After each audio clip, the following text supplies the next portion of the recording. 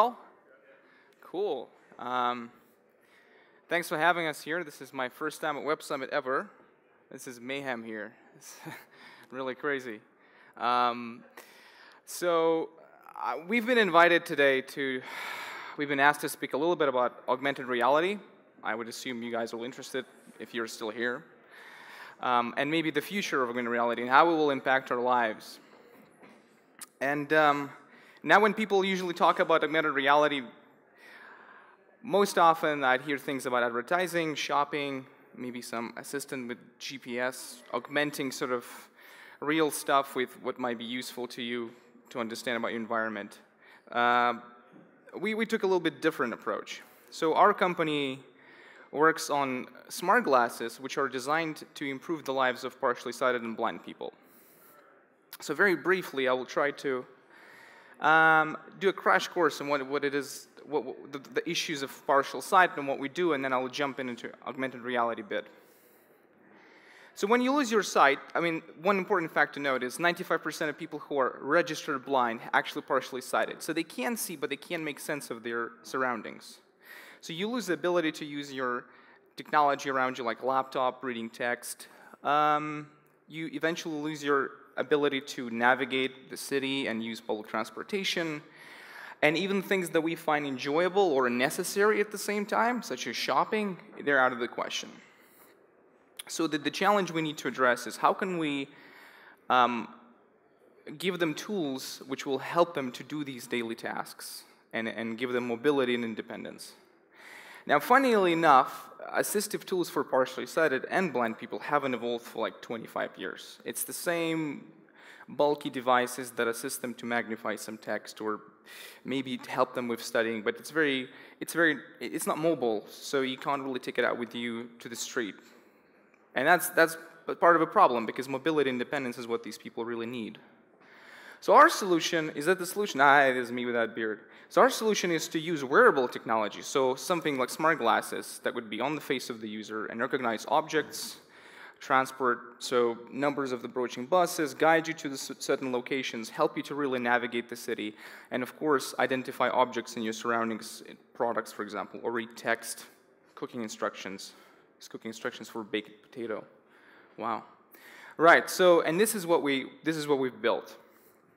And we work with, right now we're working with about 180 blind people across the country testing this device. We're using some basic smart glasses right now, but there's a variety of them available. Right, so I've been asked to do a demo. I'm usually advised not to do a demo because it's tricky and it usually goes wrong. But if you guys would like to see a demo of it working right now, I brought a magazine with me, my friend Mark. And we can try and read it with our glasses so you can all hear it. So do you want a demo? Yes. Let's do a demo, okay. So I need to set it up. They told me there's a box here. I need to connect.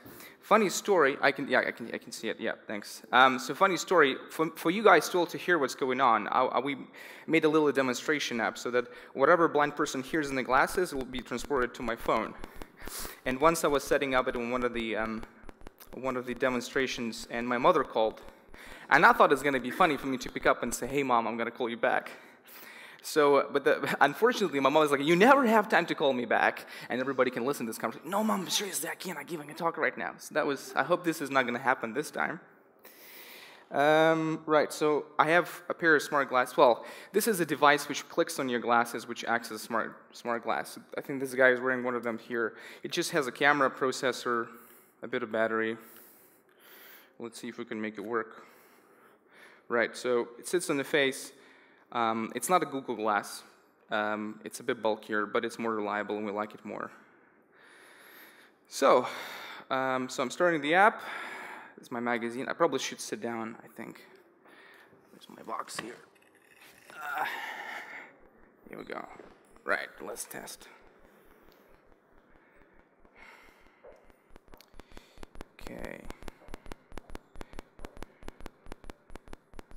Funny sound.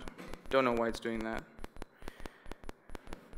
All right, I know why. Sorry, guys. We just be patient for a few seconds here. Okay. Let's try again. Yeah, we connected. Okay, let's try. So I'm going to open it on a page. Are you there? I'm going to look at the page. Can you guys connect it to make it louder? Because it's speaking, but you...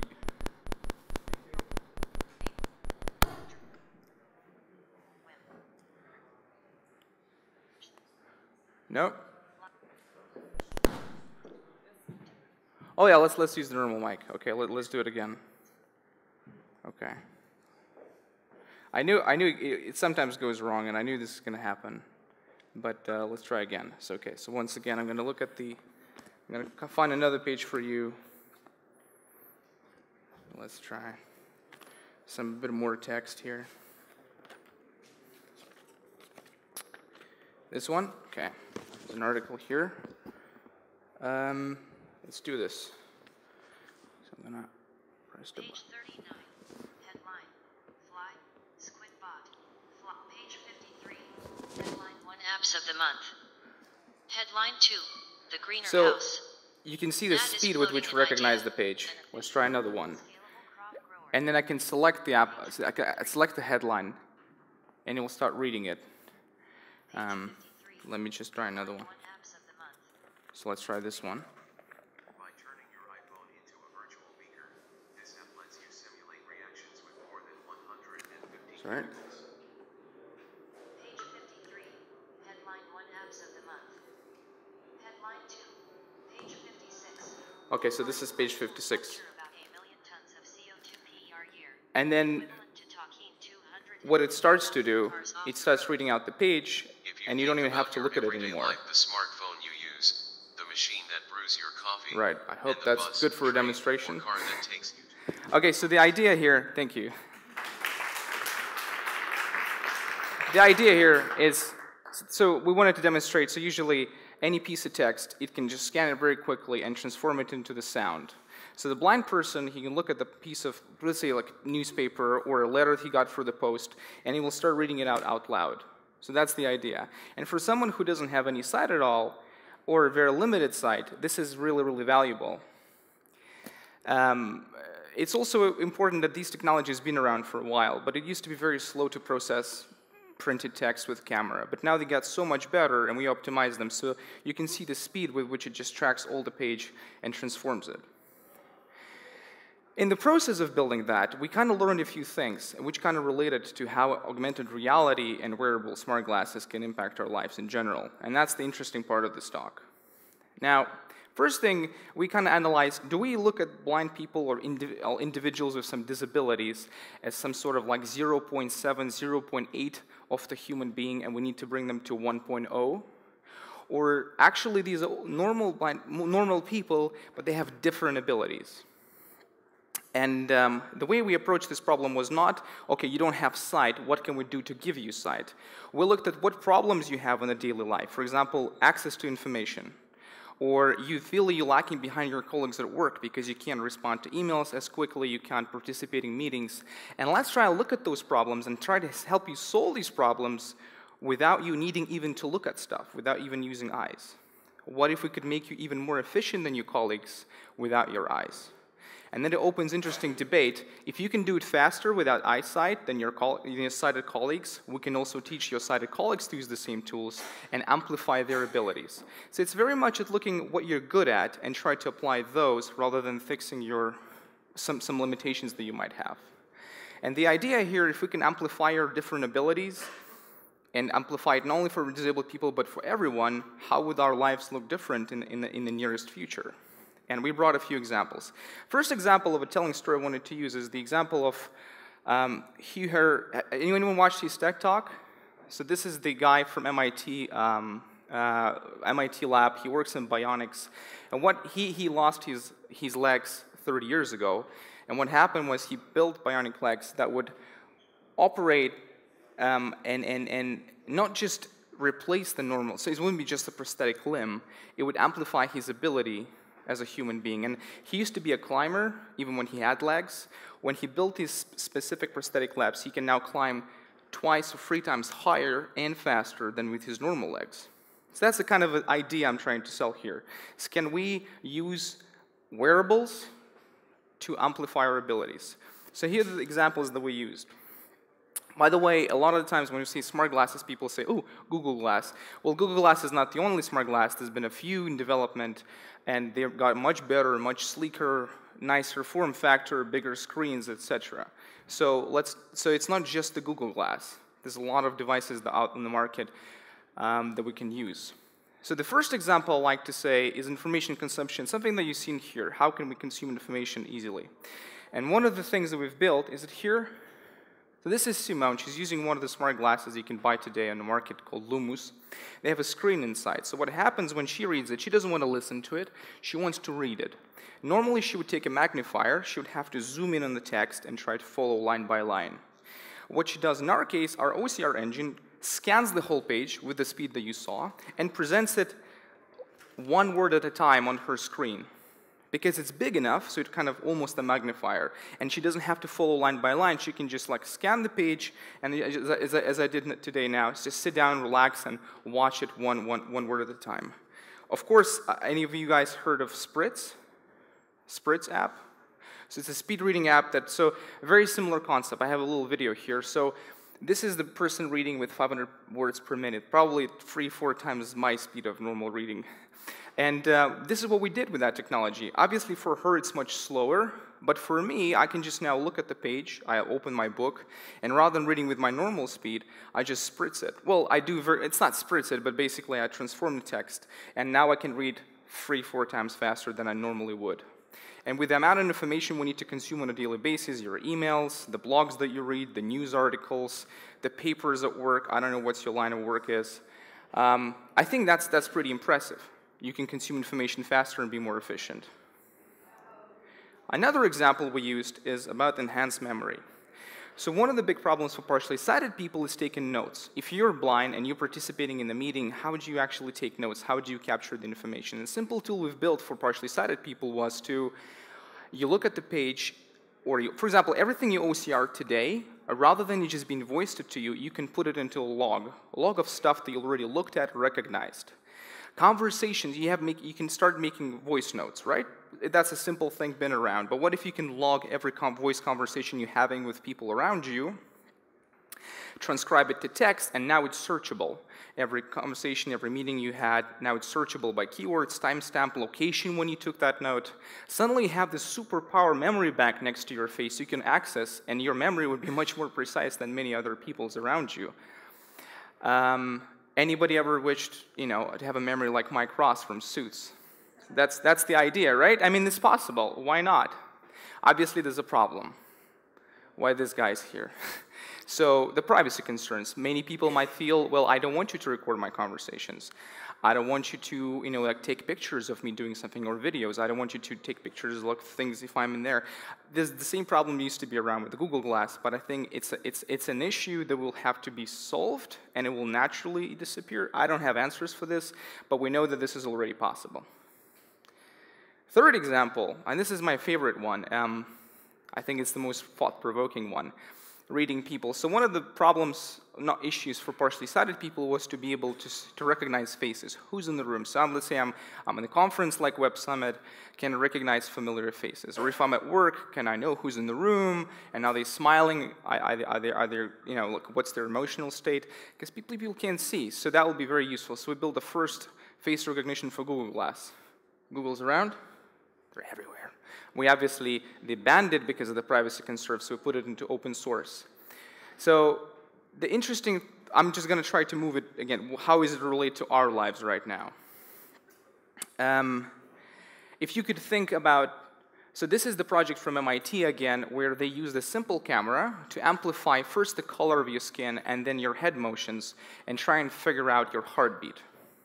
So they can accurately tell your heartbeat, and now I have a conversation with somebody wearing my smart glasses, and I can tell your heartbeat. Then I can imagine I met a lady tonight, and I can tell, is she interested in me or not? Is he bored? So getting into somebody's mind and picking up their emotions, I think that's pretty powerful. So the emotion tracking and these technologies have been around for a while. Face recognition is an easy task. Emotional tracking with subtle movements of your face is a little bit more rare, but it's still, it's still impressive. Obviously, Same problem. So do I want other people to know what I feel? You know, do I want other people to know that I'm lying, which we can't tell? I don't know. That's a question. So those are the three kind of thought-provoking examples that how can we use augmented reality or wearable technology and augmented reality together to amplify our ability. In summary, what we think, yeah, we've got 3 minutes left for a summary. So easier access to information, the right information at the right time. How can we access I don't think I need to comment on this. It has been a problem for a long time. Google made a revolution in the world when they introduced access to the information available on the web. What if we could access information faster, quicker, without our need to go and Google something on our phones? What if we can process information which is relevant to us by just looking at things? Access to memory, we just discussed that. That's easy. This is interesting. How many guys read the book? I really love Hooked. Is it Hooked? It's very famous about how some apps are habit-forming apps and how they kind of take over our lives. So interesting idea was expressed there is about when we invent tools for publishing micro-content, we are suddenly enriching internet with much more content. So we used to have, before we have to make a website to put content, there was a few people having websites. We opened blogging, so blogging was a much easier way to publish content. It was shorter, and also you don't have to build a website. Even more people stopped publishing on the web. And then we opened up micro-blogging platforms such as Facebook Wall or Twitter. Anybody now can just put a sentence and shoot out the content. Of course, Instagram. Having a camera on your face and ability to start capturing images instantly, maybe you don't even have to physically capture them, you can just automatically capture every 3 seconds of what's going around you, obviously will open up possibilities for much more content generated. And of course, if we combine it with memory trading, so how can we share memories even faster? Stuff like Instagram. Don't know, just food for thought. And one thing that we prototyped for partially sighted people and visually impaired is ability to use technology without your hands. If you're partially sighted, it's very complicated to use a smartphone because you can't feel the buttons here. So you have to voice over everything you touch, and it's very, very long, especially typing. If we could control our devices with our hand motions, or because machines or glasses would have a camera which can track your head gestures. It's more of a, the Minority Report kind of stuff, where you can really control devices around you with a flick of a hand, or predicting what you're looking at, what you might need. I think that's definitely one of the areas that's been, I've seen a lot of projects working in this area. Oh yeah, and of course, we need to figure out the ways and how can we, I don't think augmented reality technology will progress without us having some innovation with privacy policy, is that blah, blah, blah? So if we need some innovation in policy, and how do we address privacy and access to personal data, etc. That's going to be probably an obstacle, but an opportunity as well. And with this, I will say thank you very much for listening to our talk, and have a great summit.